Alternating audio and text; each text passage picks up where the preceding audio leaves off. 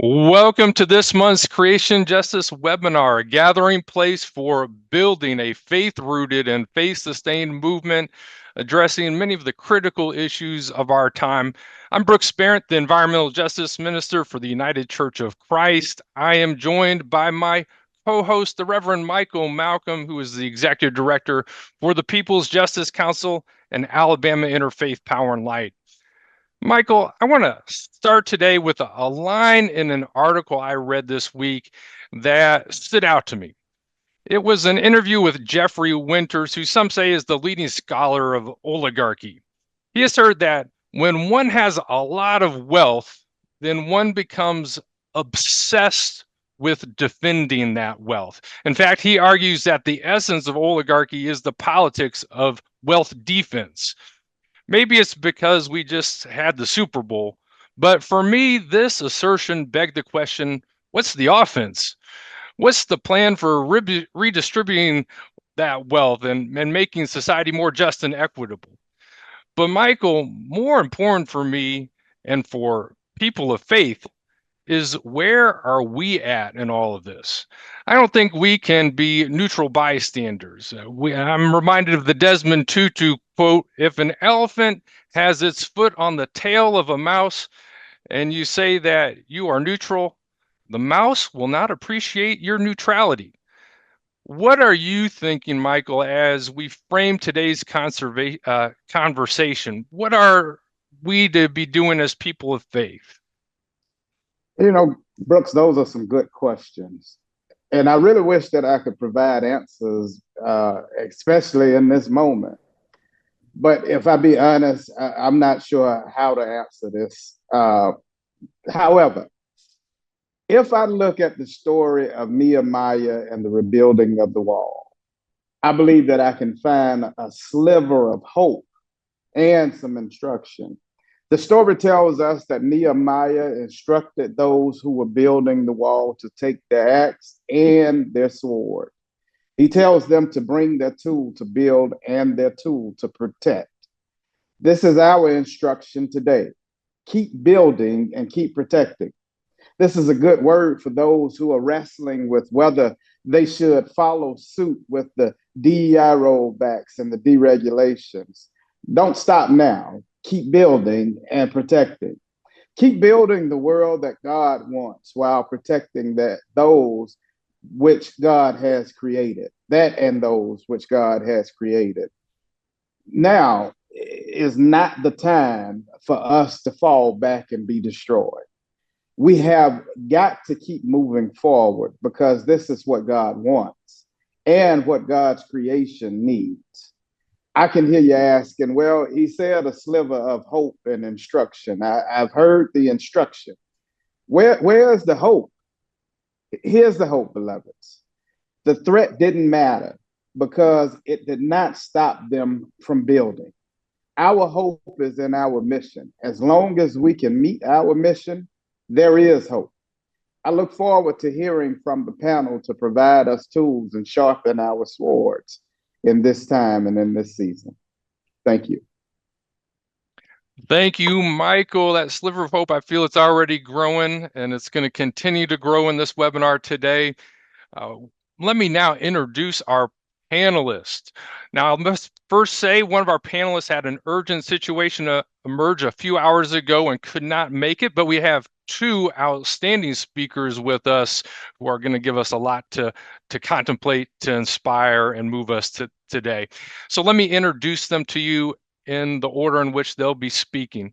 First up, we have Edie Rasell, who is an economist and authorized minister in the United Church of Christ and the author of The Way of Abundance, Economic Justice in Scripture and Society, published by Fortress Press. She also served for 15 years as the Minister of Economic Justice for the United Church of Christ. She holds a PhD in economics, and before coming to the UCC, she worked at the Economic Policy Institute, a highly regarded progressive think tank in Washington, D.C. Then we'll hear from KeShaun Pearson, who is the executive director of Memphis Community Against Pollution. In this role, He is leading MCAP's movement to eliminate air pollution and enforce a new EPA rule to reduce ethanol oxide emissions linked to increased cancer rates in South Memphis. Previously, KeShaun served as the project director for the Poor People's Campaign Moral Mass Assembly in March on Washington, which assembled more than 25,000 advocates for equity and social justice. His environmental justice journey began with a fight against the pipeline, two multi-billion-dollar oil companies that planned to build a pipeline through the predominantly Black communities of South Memphis. We are honored to have both of our panelists with us today. Edie, we'll turn to you first. Thanks, Brooks and Michael. Thanks for the invitation. Thanks to everybody who's participating in this important conversation. I'm going to start and just make a couple of remarks about what the Bible tells us about the economy. And on the one hand, I hope that this is all so familiar to everybody on the call that I could just like really skip through it. But I'm afraid maybe not. And so we'll see. First of all, God cares how we all fare materially. God cares, Jesus cares that everybody has enough food, has affordable housing, education, healthcare, all the things that we need to live abundant lives, which is what Jesus said he came to do, to ensure that everybody lives an abundant life. God wants us to all have those things and to thrive. Okay, number two. Everybody is worthy and deserving. We don't have to do things, be certain ways, not do certain things to be deserving of abundant life. And I'm going to just quote something that I'm sure is familiar to all of us from Matthew 5. God makes the sun rise on the evil and on the good, and sends rain on the righteous and on the unrighteous. That is, Jesus says that God even wants evil people and unrighteous people to have abundant harvests. In this agricultural community, everybody's a farmer. Even the evil and the unrighteous are deserving of God's abundance. So these two things, these two biblical principles, I think must guide our views of the economy. Now, is the economy fulfilling those two goals looked at through the eyes of faith?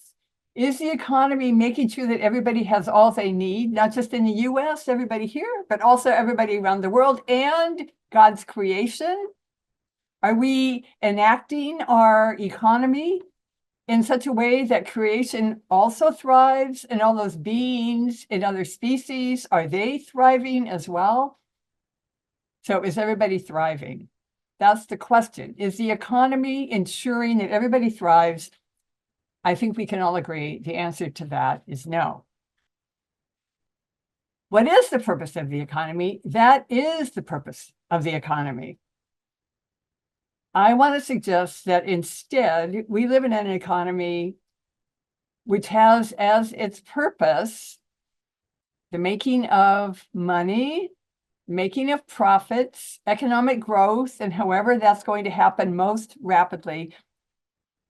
And if that is your goal, then it kind of gives you permission to like exploit the environment, abuse workers, and do all things that are less important in that view than growing the economies and making lots of profit, right?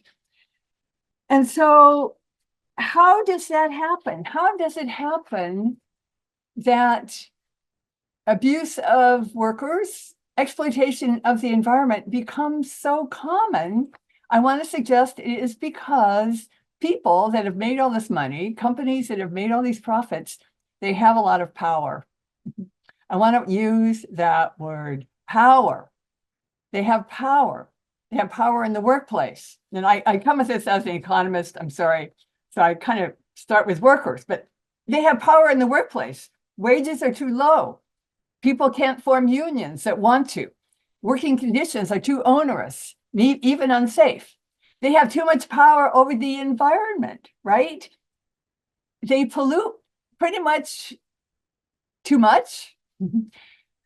Habitat destruction, species destruction, laws that might rein that stuff in don't get enacted or don't get followed as they should, right? They have too much power over consumers. We pay too much for stuff that's not really what we wanted. And they have too much power over government. They have too much power over government. Now, the Old Testament prophets knew a lot about powerful people and powerful governments. They lived under kings who had absolute power, right? And so these Old Testament prophets, I'm speaking now of like Jeremiah, Isaiah, Amos, Hosea, they believed and acted on the belief that they had the power of God to speak to the power of kings, right? And they suffered for it. Some were killed. They got death threats. Jeremiah was thrown down a well. And Jesus spoke about this. The people that killed the prophets. Jerusalem is the place where they kill all the prophets. That's where the kings were, right? The prophets got killed and abused, but nonetheless, they spoke to power.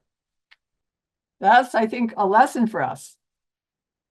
Now, in a well-functioning democracy, where the people elect our representatives, they could stand up to powerful other people.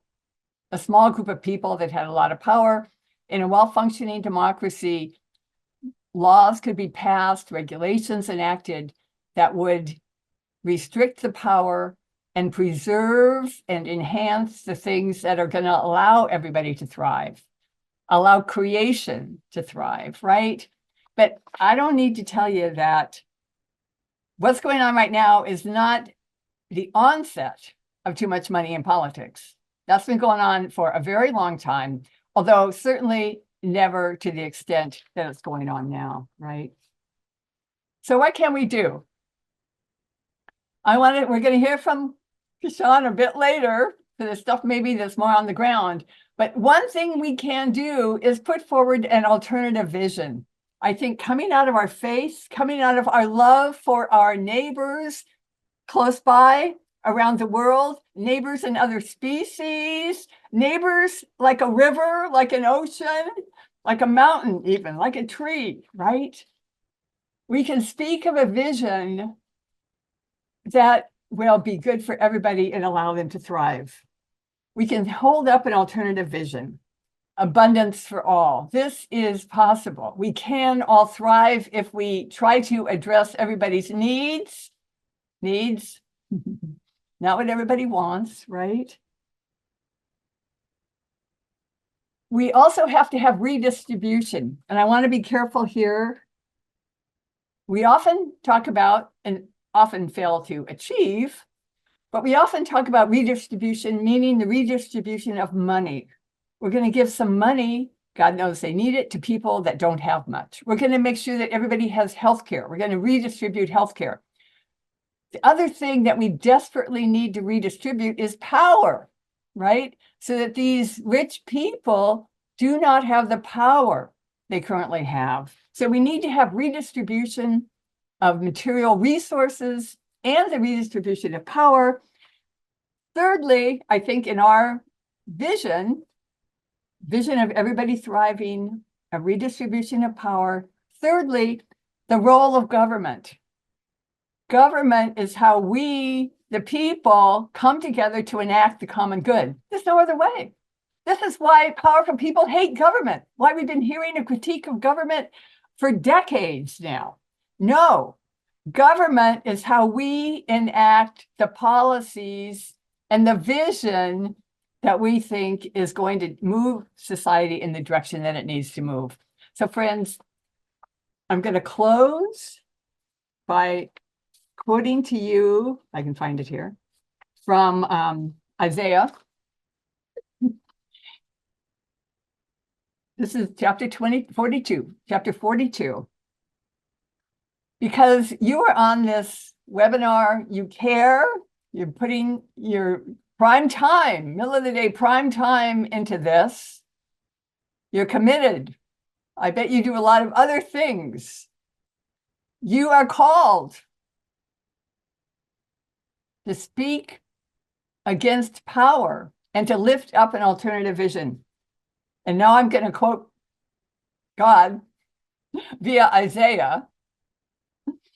Here's what he said, Isaiah quoting God as he heard it. Here are my servants, people on this webinar. Here are my servants whom I uphold, my chosen, in whom my soul delights. I have put my spirit upon them. They will bring forth justice to the nations. They will not grow faint or be crushed until they have established justice on the earth. Amen, friends. Thank you. Thank you, Edie. I heard you talk about a prophetic tradition. I heard you talk about a vision. And I heard you urge and challenge us to bring forth that vision in our lives today. Thank you so much. We'll now turn to KeShaun Pearson. Great to have you with us today, KeShaun. It is great to be here with you. I want to say thank you to Dr. Brooks. Thank you, Reverend Malcolm, for being here. And thank you to Edie for such amazing, thoughtful, and impactful wisdom that we already have in the Bible. We just got to act on it. And so it is with greetings. I greet everyone from Memphis, Tennessee, my hometown, and where I was born and raised. I am joined here by my family, who's always a part of everything I do. I am here because of them. And so I want to thank my mother, my father, my brothers for joining me. My name is KeShaun Pearson, as you can see on your screen. I am the president of Memphis Community Against Pollution, where we fight to enact civil, social, and environmental justice in Southwest Memphis, a community that has been overburdened for far too long. I am the product of teenage parents, folks who grew up impoverished, who grew up in single mother households. I am the product of Dr. Kimberly Owens Pearson and Reverend Jason C. Pearson Sr. It took a lot for them to get to this point. And that type of fortitude is what has really shown me and my brothers the way. I have to thank my brothers, Jason, Temperance, Justin, and Jalen for always lifting me up and keeping me in prayer. And I do have to recognize recently, I did lose my brother, Temperance Darnell Pearson Sr., to suicide. And I do want to take just a moment before we get started to just take a moment to remember him, his life, and his spirit.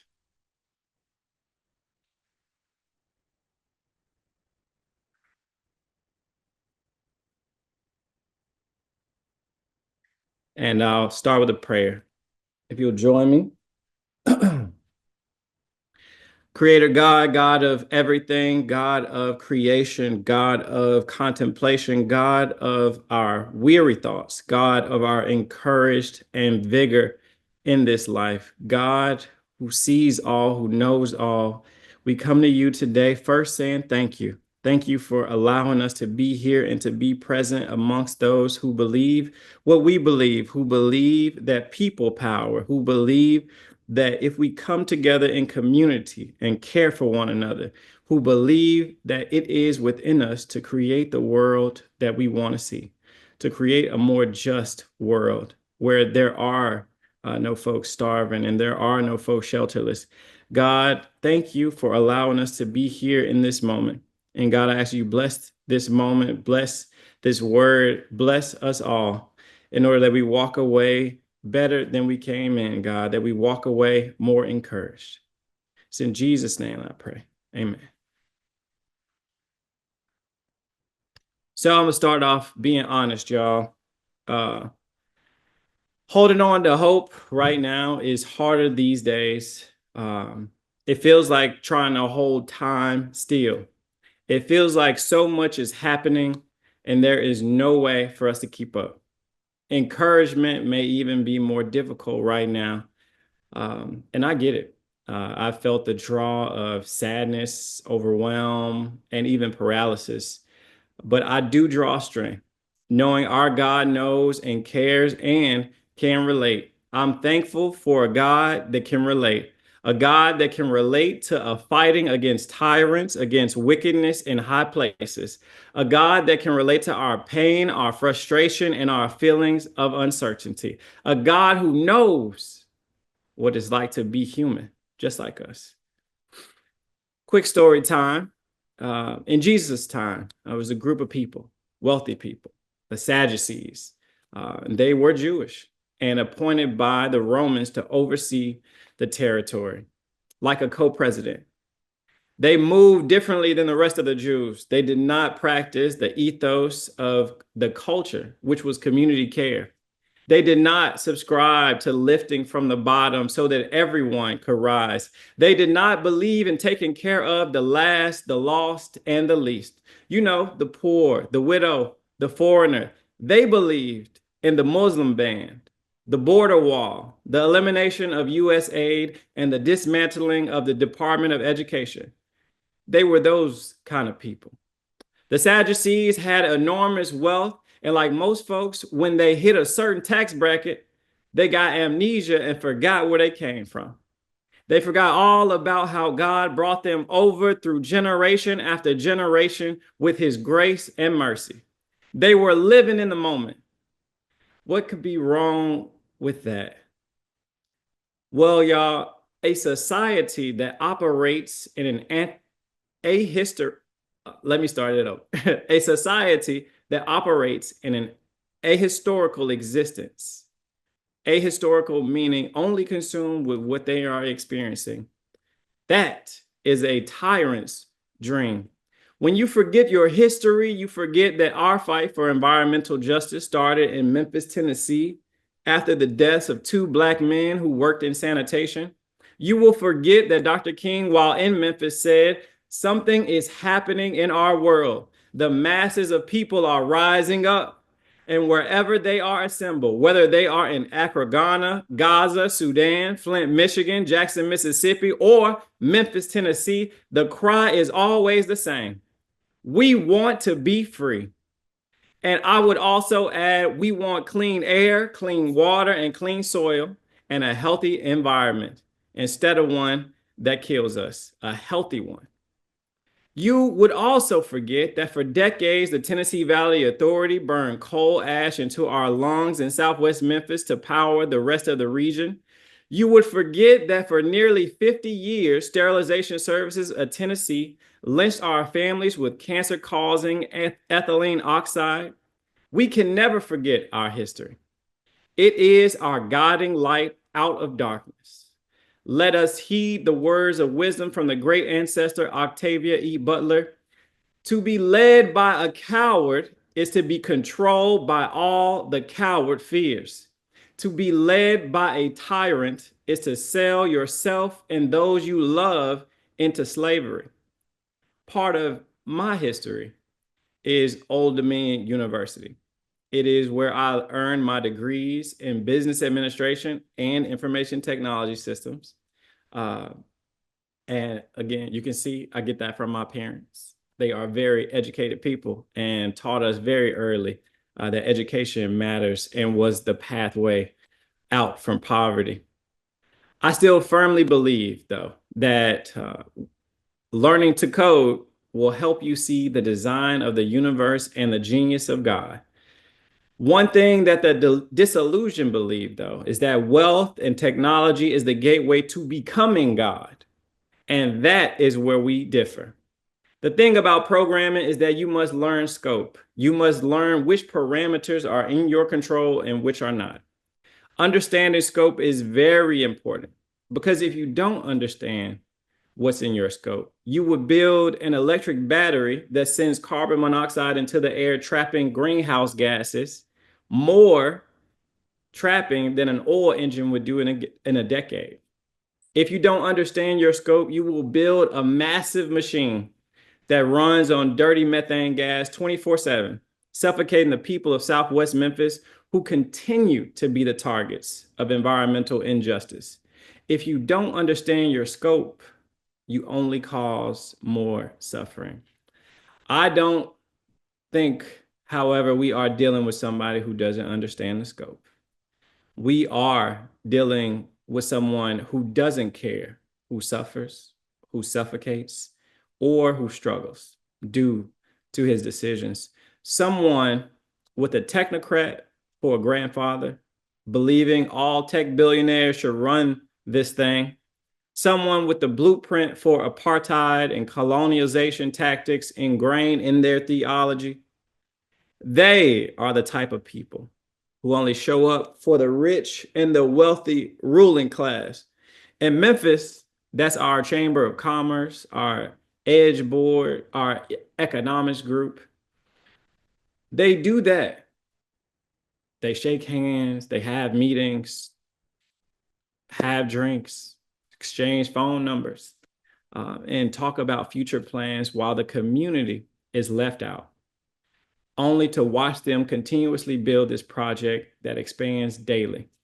The growing sentiment, though, by the people in power is that this is good for Memphis. How is it good for Memphis if it continues to pollute our air? How is it good for Memphis when the community is locked out? And who would believe something so absurd? I have an idea, but it might not be popular. False prophets can only feed false solutions to a fearful people. Musk was the green future darling at a point in time, screaming about sustainability and clean energy from the rooftops. Now we know that was only corporate greenwashing masquerading as genius. They don't talk about reducing car travel and using public transportation when we know it will benefit the planet. They don't fuel their facilities with solar power or clean energy when we know that's the best option. They don't believe in a future where everyone has clean air, clean water, and clean soil. They believe in feeding people false solutions like traveling to space on their rockets, solving problems on their AI computers, and purchasing things with their currency. This is ecosystem domination through investments in emerging markets. Nothing more. Nothing more. A colonizer who land grabs at every opportunity, an imperialist who builds infrastructure in exchange for infinite ownership. This is who we are up against. We must see the truth and tell the truth if we want to be protected from false hope and false promises. As Bell Hooks put it, one of my favorite authors in the world, who reshaped how I understand the beloved community, put it this way: dominant culture has tried to keep us all afraid, to make us choose safety instead of risk, to make us choose sameness instead of diversity, equity, and inclusion. Move through that fear. Find out what connects us. We cannot afford to fear the truth. Climate change is accelerating. The United States government has been infiltrated and compromised by agents who obey foreign enemies. Our lack of sacrifices is leading us down a path of destruction and extinction. Back to the story for a second. Now, the Sadducees, they were the ruling class, right? And even participated in the persecution and trial of Jesus that led to his unrighteous murder on Calvary. Somebody say it be your own people. But don't panic, my friends. The story doesn't end there. We all know that on the third day, Jesus rose with all power in his hands. Now it looks bleak. It looks like the billionaires have all the advantages and all the votes that they need. I know it looks like we are at the mercy of an oligarch of unlimited resources and power. I know that it can cause you to insulate, to shrink into your safe space, waiting for someone to come and save the day. But we must remember 2 Timothy 1:7.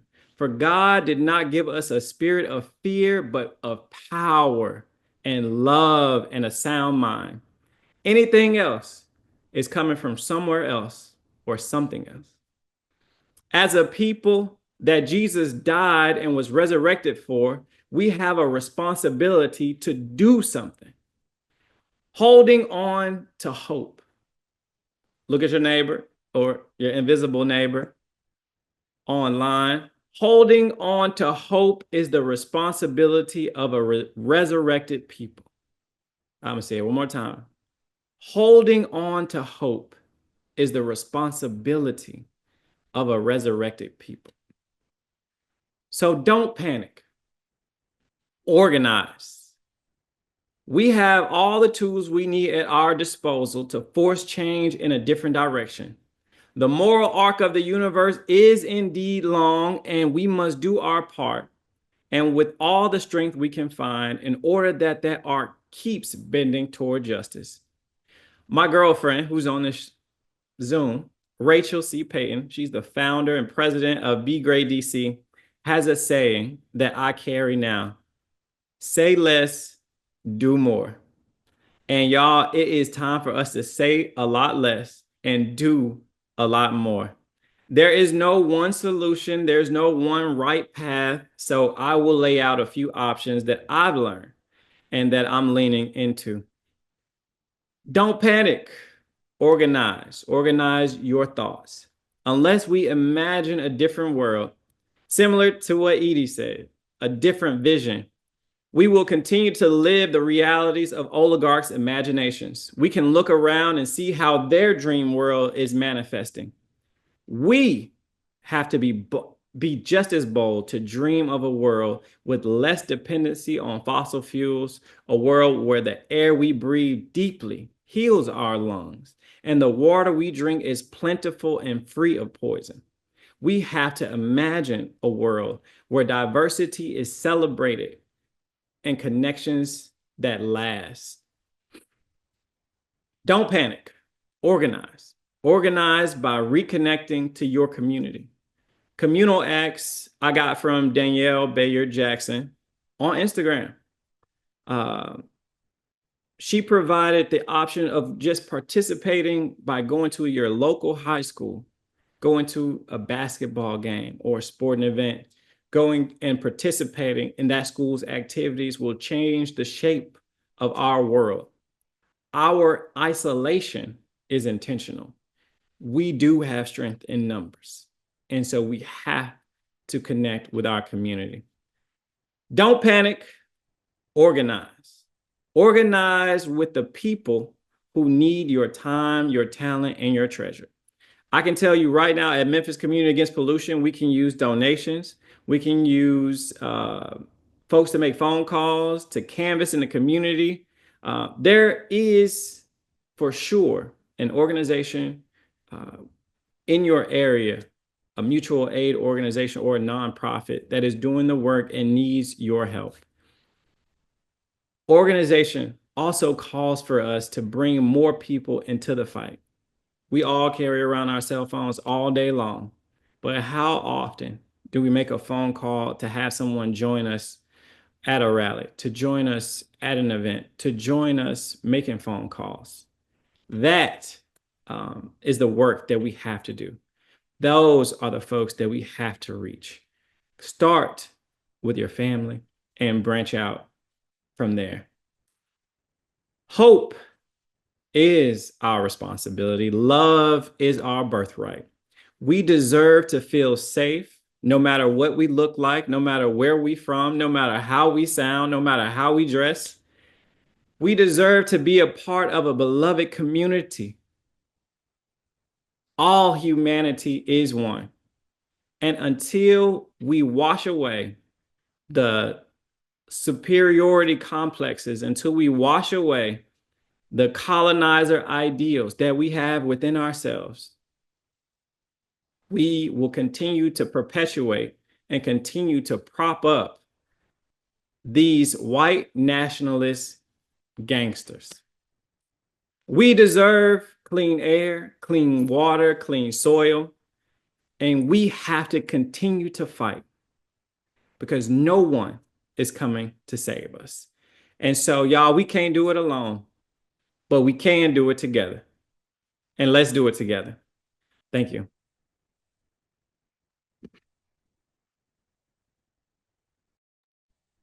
Thank you, KeShaun.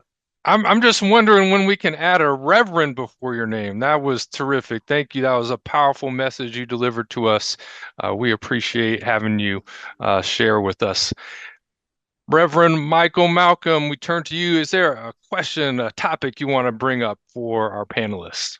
Yeah, first, let me echo you with the Reverend and say if you put he and his brother together, then you get the Thunder Twins. I don't know. It's something awesome to see. I guess I'll ask this for both of you all. When we look at where we are today and the oligarchy that seemingly is taking place, as communities of faith, what should our messaging be in this moment?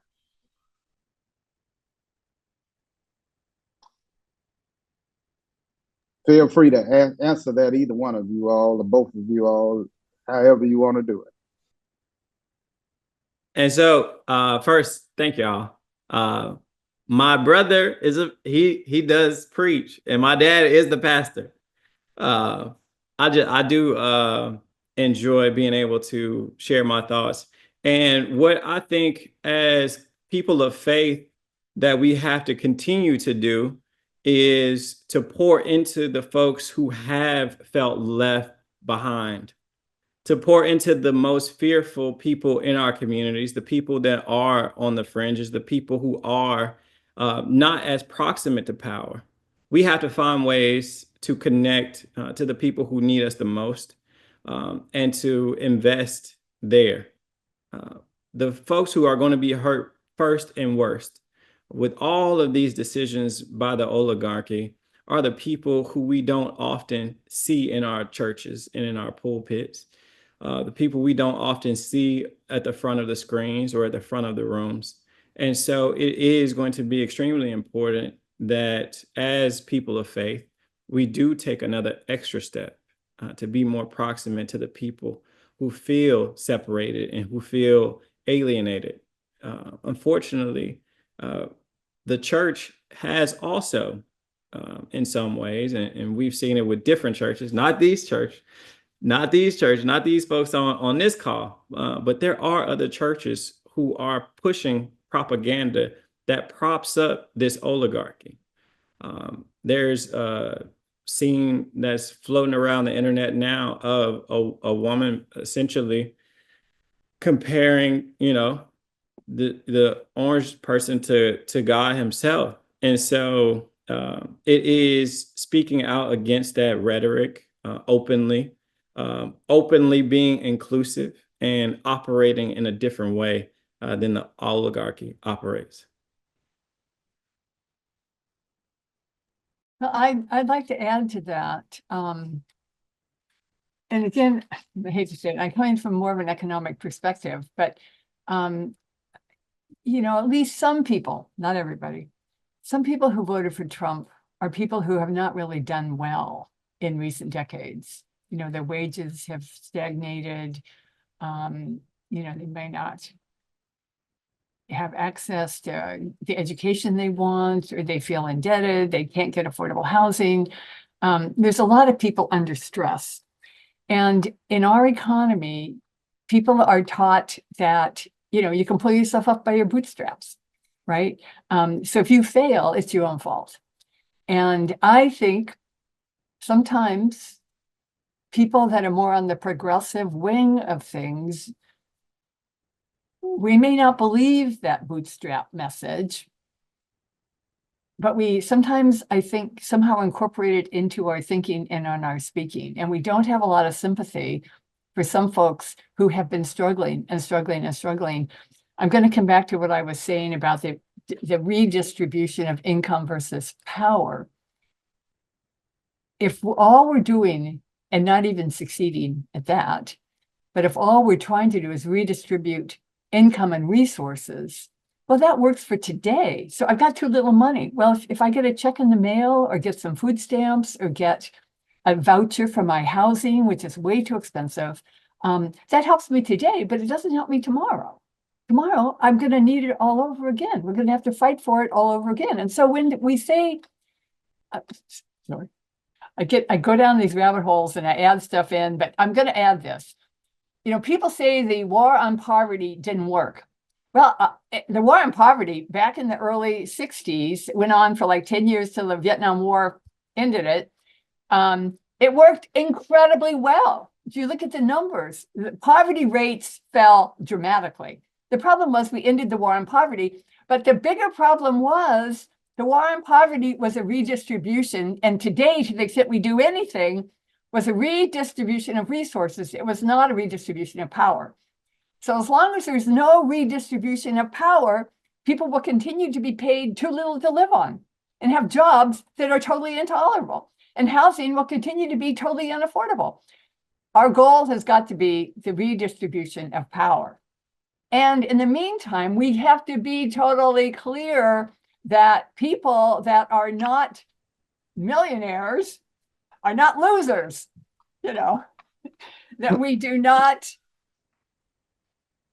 validate ourselves by how much money we have, and that the system works by exploiting the environment and exploiting people. That's how these people get so rich, after all. How do you make $1 billion? How do you make $1 billion? You get it from other people, right? Because you don't pay them enough, because you're not taking care of the environment, et cetera, et cetera. So in our thinking, we have to remember that many people have been suffering for decades, and we have not, some of us, I dare say, I include myself and people on this call, some of us has not always been as sympathetic as we might have been. And our goal has got to be the redistribution of power, not just the redistribution of resources, which we at this point can hardly accomplish anyway, and which is ending day by day, getting worse and worse, right? So. But Doc, let me jump back in, and I'm sorry, Brooks, real quick. I want to talk about power for a second, because I don't know if we have a proper understanding of power. We often equate power to wealth and resources. And the truth of the matter is power isn't wealth or resources. Power is influence. And therefore, that power doesn't sit with the ones that are wealthy. It doesn't sit with the ones that have resources. It sits with the ones that have influence. And if we as people, as the collective people would understand that and realize that, then we could move a whole lot of stuff over those who we consider powerful because they have resources. And Elon Musk wouldn't be doing what he's doing if we understood our collective power. We wouldn't tolerate that. But because we've allowed for this misconception of power, this misunderstanding of power, to now become normal for us and in some extent become law for us, we've got an Elon Musk where Elon Musk is. And that's not even to deal with, as my brother KeShaun said, the orange one. Check. If I could just add, I absolutely, totally agree. But to add another layer on top of that, a problem connecting money to power is our political system, which runs on money, private money. It's corrupt. It's corrupt. Our political system is corrupt, which allows money to be translated into power, which is, again, what we're seeing day by day. Thank Yes, you. ma'am. Yeah. Thank you for that. I want to kind of circle back to kind of where each of us can find ourselves in trying to find a path forward in our lives. One of the things that you said, KeShaun, that I really liked was just lifting up the importance of making a phone call, that personal invitation to people. That's why people often get involved in a movement, is because someone they know personally invited them. And sometimes that can alone can feel like a risk, right? What if I call up my friend and they say no, right? You know, but it's a risk that's worth taking. And it's those things that can be so important. So I want to draw out that a little bit more about as something I've heard you talk about, KeShaun. What are the strategies and the tactics that where we can invite people into to begin making a difference and move things forward? Any further thoughts on that? Yes. And I want to say also thank you to everybody in the chat too. I see friends and family, and great discussion happening there.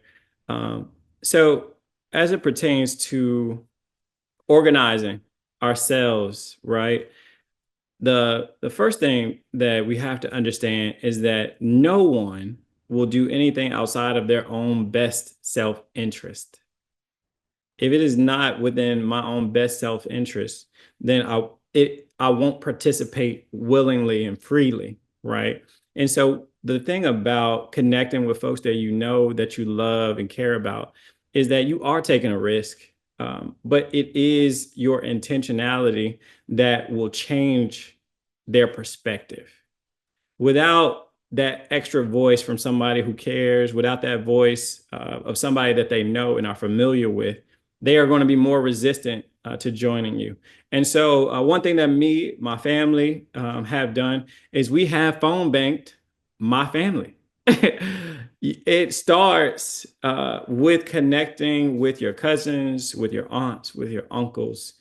These are the people who should be most intimately connected to the work that you are doing to transform the world through whatever the movement has called you to do.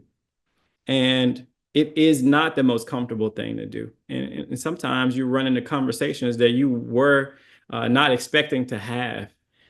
But the challenge there is also a promise, is that if you do the work that is required to recruit your family, to bring them into closer proximity to the work that needs to be done, the promise is that there is going to be somebody who connects with you and who works with you to bring that to fruition. And so the promise isn't that everybody's going to be happy about it and join your team and follow you into taking down the oligarchy, right? But the promise is that there will be someone. And so our job is to work until we get that someone. And what that can look like is invitations, to a march, a rally, a meeting. Oftentimes, as my folks from Memphis Community Against Pollution know, our membership continues to grow because each person just brings one additional person. We started with 4 people marching down Main Street in Memphis, and 2 of us were Pearsons, right? And now we have built a movement for justice here in the city of Memphis, and it has taken us one person at a time. And so what I would say is don't think that one contribution is too small, but it is a challenge to ourselves to recruit, to teach, to evangelize, and to bring somebody along with us.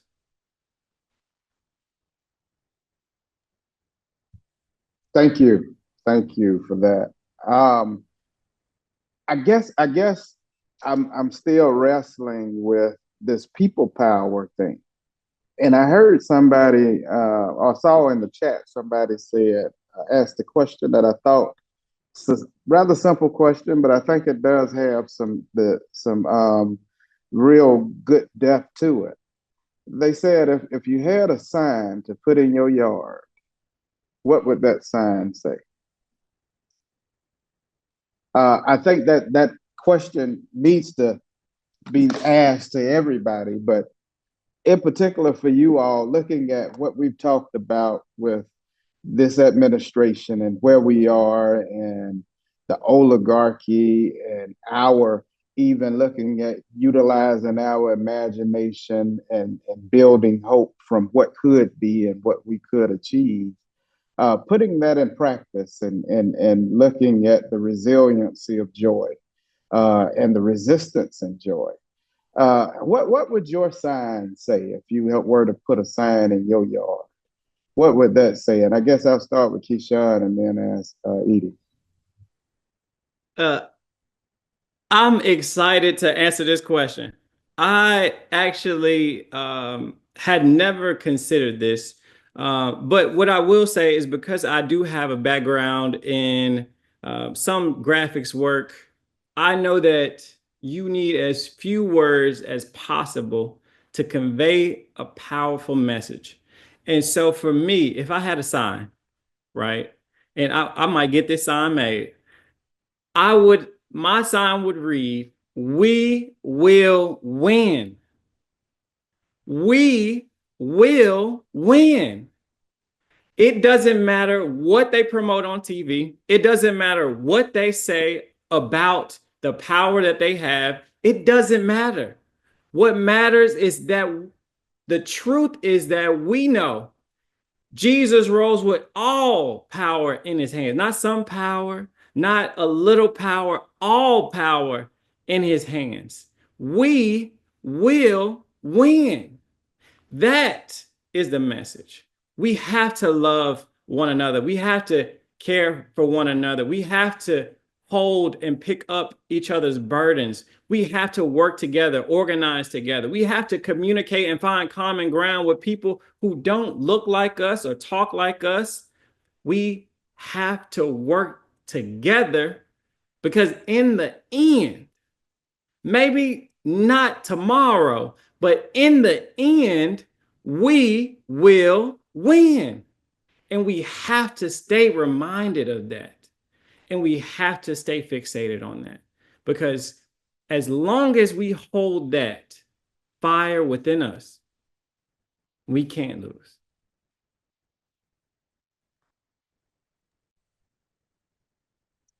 I like that. When you get the "We Will" sign or shirt made, I'll be the first one up there ordering that. Thank you. Thanks. Edie, anything you want to throw in there?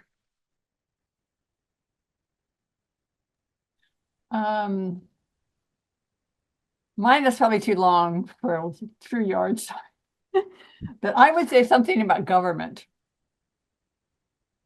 Something to the effect of, in 50 words or less. No, sorry.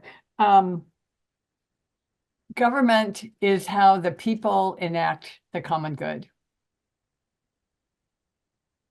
Thanks. And you can interpret that lots of different ways. You know, you can say that Trump is doing exactly that. But I think it might cause people to think, you know, what's the common good and the role of government? Government has a role, you know, an important role. Anyway. And government is employed by the people. It's the only tool we have. That part. I think that's the part that we've abdicated our power is what I'm trying to get to. That's what I'm trying to say. We've abdicated our power. The government belongs to the people, not the other way around. And when you look at our model that we have, this perverse oligarchy that we have now, we've abdicated our power. And we need to take our power back.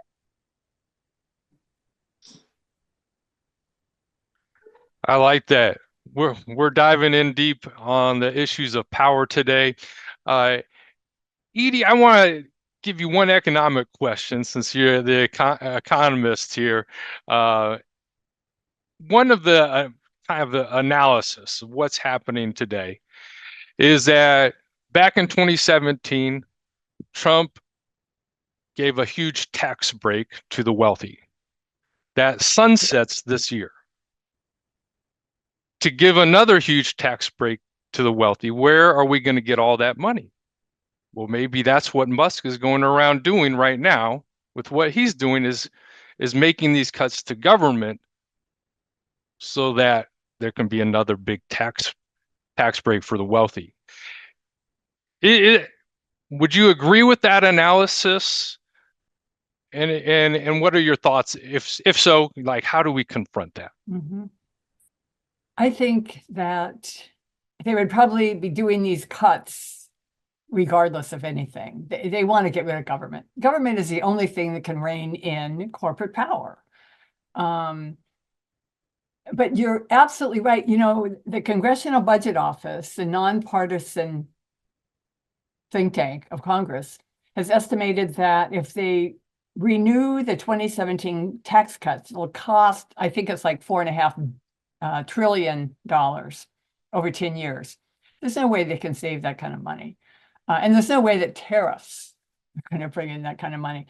And so, and now that you've opened this avenue, and I realize you're very short of time, you know, the tax cuts are terrible. They mostly benefit the rich.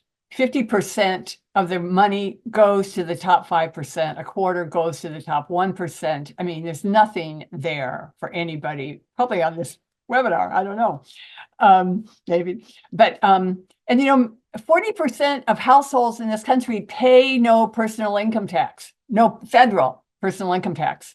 So saying that your tips don't get taxed, people that get tips that are low wage, low income people probably don't pay any federal personal income tax. It's all smoke and mirrors. But the tax cuts, renewing those, is probably going to happen. The Republicans want to give it to them. It's hard to say how it's going to stop. I think the cuts to government would happen regardless, but it makes a convenient excuse, totally convenient excuse. Thanks for breaking that down for us. Much appreciated. Within a short amount of time, you did that. We are coming towards the end.